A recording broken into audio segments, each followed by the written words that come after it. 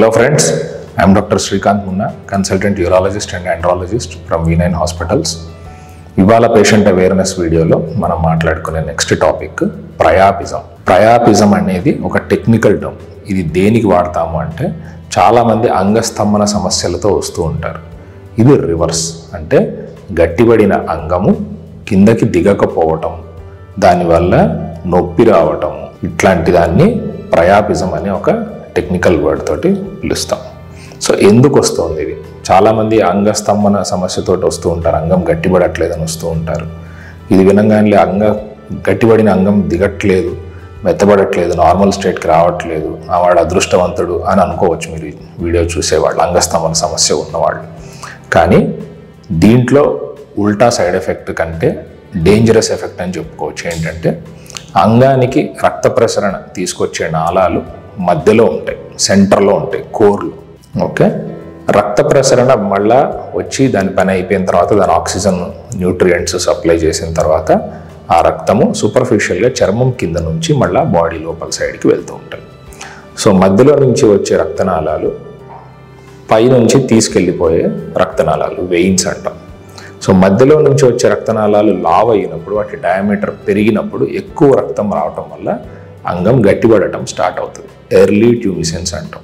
So ఈ flow పెరిగినప్పుడు, size పెరిగినప్పుడు చర్మం కింద ఉన్న రక్తనాళాలు ఫేషియా టైట్గా బ్లాక్ అవుతుంది, ఒక రింగ్ పెట్టినట్టు.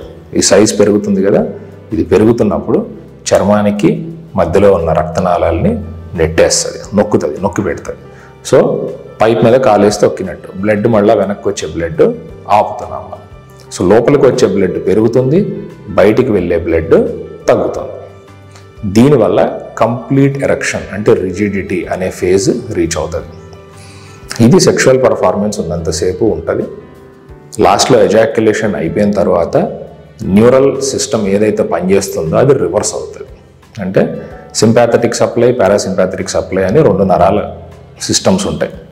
Point and shoot. పారాసింపాథెటిక్ అంటే పారాసింపాథెటిక్ సిస్టమ్ యాక్టివేట్లో ఉన్నప్పుడు గట్టిపడే తత్వము, ఎజాక్యులేషన్ అవ్వటానికి రెండో సిస్టమ్ యాక్టివేట్ అయ్యి సింపాథెటిక్ సిస్టమ్ యాక్టివేట్ అయినప్పుడు ఆ మజిల్స్ పంపింగ్ కెపాసిటీ వల్ల ఎజాక్యులేషన్ బయటికి రావటం జరిగిన తర్వాత reversal of this phenomena start అవుతుంది. అంటే లోపలికి వచ్చే బ్లడ్, రక్తనాళాల సైజ్ తగ్గిపోతుంది, బ్లడ్ వచ్చే తగ్గుతుంది. సో ఎక్స్పాన్షన్ అయిన పెనిస్ సైజ్ తగ్గటం మొదలు పెట్టగానే ఫస్ట్ స్టెప్లో వెనక్కి తీసుకెళ్లే బ్లడ్ వెజల్స్ ఓపెన్ అప్ అవుతాయి. సో వచ్చిన బ్లడ్ అంతా వెళ్ళిపోతుంది. ఇది నార్మల్ మెకానిజం.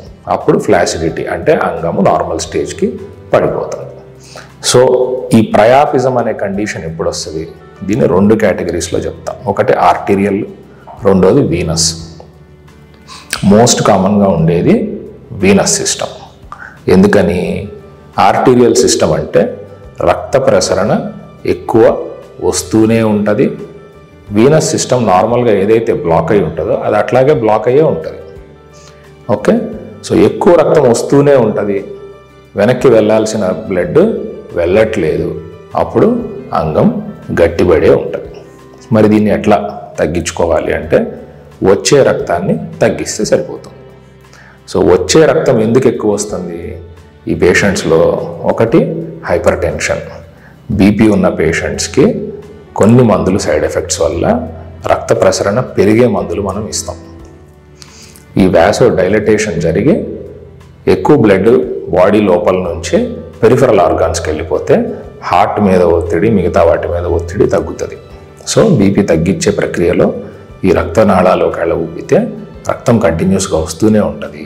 వెళ్ళే రక్తం తగ్గటం వల్ల అంగం గట్టిపడే ఉంటుంది. సో అట్లా జరుగుతున్నంతసేపు ఏమిటి ఇబ్బంది? ఏమిటి? గట్టిపడే ఉన్నది, సెక్స్ చేస్తే సరిపోతుంది కదా? లేదు, సెక్స్ చేసిన వీర్యం బయటికి వచ్చిన అంగం గట్టిపడే తత్వం పోదు, అంతే ఉంటుంది. సో నెక్స్ట్ ఏమవుతుంది? First 20 to 30 minutes normal phenomenon అని మనం వదిలేయచ్చు.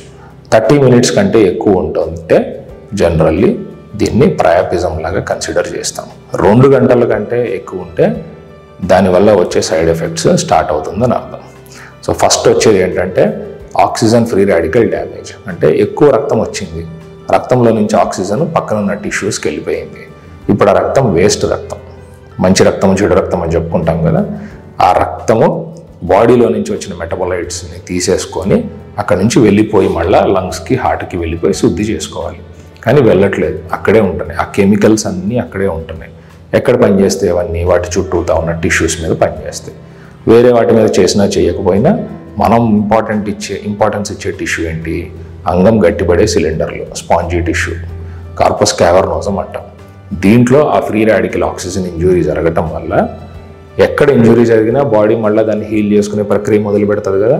So immune cells, destroying cells, బయట నుంచి ఏదో వచ్చింది, కెమికల్ ఏదో వచ్చింది, ఇన్ఫెక్షన్ ఏదో వచ్చింది, దెబ్బ ఏదో తాగిలి బ్లడ్ క్లాట్ అయింది, ఏది వచ్చినా కానీ బాడీ వచ్చి దాన్ని హీల్ చేసేసేసి నార్మల్గా చేయడానికి ట్రై చేస్తుంది. బట్ ఈ హీలింగ్ ప్రాసెస్లో వచ్చే సైడ్ ఎఫెక్ట్ ఏంటి? ఫైబ్రోసిస్. అంటే స్పాంజీ లాగా ఉబ్బే టిష్యూస్లో ఒక కార్డ్బోర్డ్ లాగా, చెక్క ముక్కలాగా గట్టి పదార్థం వస్తుంది. అంగాన్ని మనం పాల్పేట్ చేసి చూసుకుంటే అక్కడక్కడ గడ్డల్లాగా తగిలే అవకాశం ఉంటుంది కొంతమంది పేషెంట్స్కి. ప్రయాపిజం రిపీటెడ్గా వస్తూ పోతూ ఉన్న పేషెంట్స్కి. సో ఇమీడియట్గా ఏం చేయాలి? ఫస్ట్ 2 hours లోపు అంగాన్ని నార్మల్ స్టేజ్కి తీసుకురావాలి. సో వీళ్ళకి ఏమిస్తాము? ఒక చిన్న ట్యాబ్లెట్ లేదా ఒక చిన్న ఇంజెక్షన్. 2 గంటలు దాటిపోయిన వాళ్ళకి కంపల్సరీగా ఒక చిన్న నీడిల్ వేసి ఎక్కువ రక్తం ఏదైతే దాంట్లో ఉబ్బిపోయి ఈ రక్తనాళాలు వెనక్కి తీసుకెళ్లే రక్తనాళాలను బ్లాక్ చేస్తున్నాయి అవి ఫస్ట్ రిలీజ్ చేయడానికి ఎక్సెస్ రక్తంని బయటికి లాగాల్సిన అవసరం ఉంటుంది. ఒక 10 ml 20 ml రక్తం లాగిన తర్వాత సైజు కొంచెం తగ్గిన తర్వాత వెనక్కి వెళ్ళే ఛానల్స్ ఓపెన్ అవుతాయి. అప్పుడు అంగం నార్మల్ అయిపోయే అవకాశం ఉంటుంది. జరగలేదు, ఒకవేళ లోపల నుంచి వస్తున్న బ్లడ్ వస్తూనే ఉంది అనుకోండి, సెకండ్ థింగ్ ఏం చేస్తాము? ఇదే స్టెప్ రిపీట్ చేసి దీంట్లో ఒక చిన్న మందు ఇస్తాం, ఇంజెక్షన్.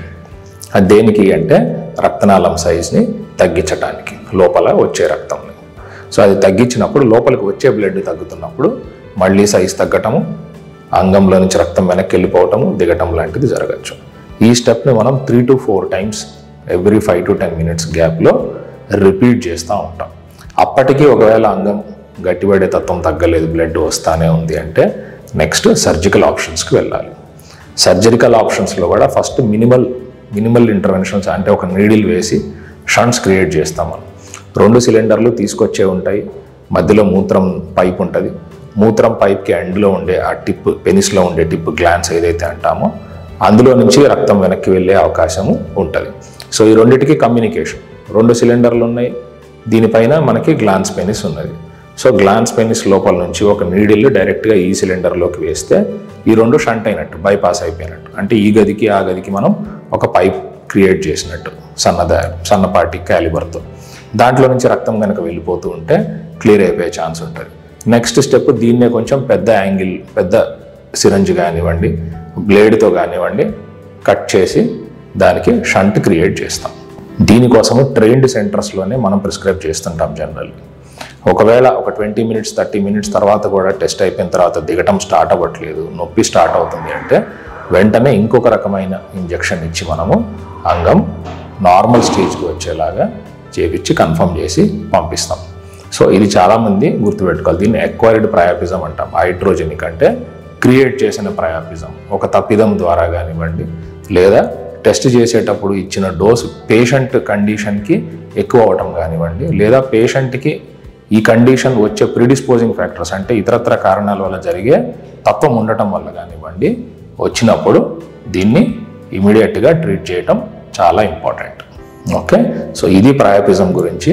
ఇంకేమైనా డీటెయిల్స్ ఉంటే, మీకు డౌట్స్ ఉంటే కింద కామెంట్ సెక్షన్లో పెట్టండి, వాటిని క్లారిఫై చేయడానికి ట్రై చేస్తాను నెక్స్ట్ వీడియోలో. Thank you.